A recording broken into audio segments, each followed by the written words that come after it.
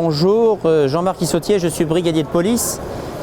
Je suis en fonction au service du traitement judiciaire des accidents de la préfecture de police. Nous sommes basés rue Vauquelin sur le 5e arrondissement.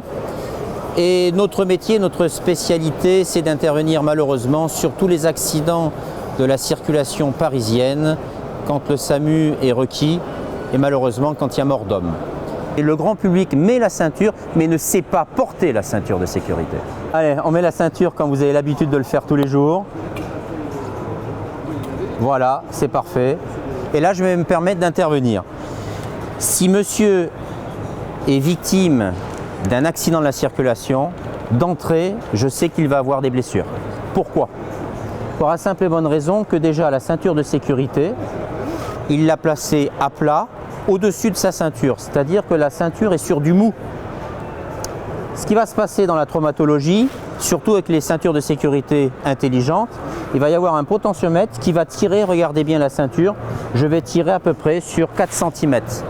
Ces 4 cm vont engendrer ici une hémorragie interne.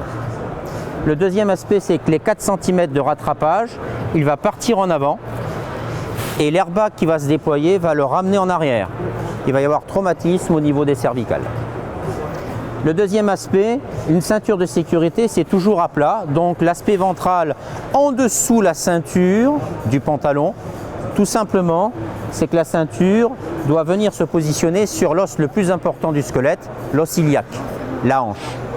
Maintenant, si jamais nous avons une ceinture torsadée, avec le choc, le transfert de charge, l'épaule va être arrachée dans ses extrêmes.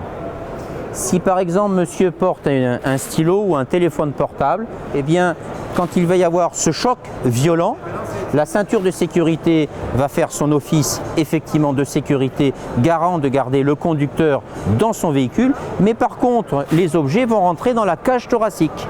Et là, il va y avoir bien sûr traumatisme. C'est ce que nous constatons dans nos enquêtes judiciaires au service du traitement judiciaire des accidents de la préfecture de police.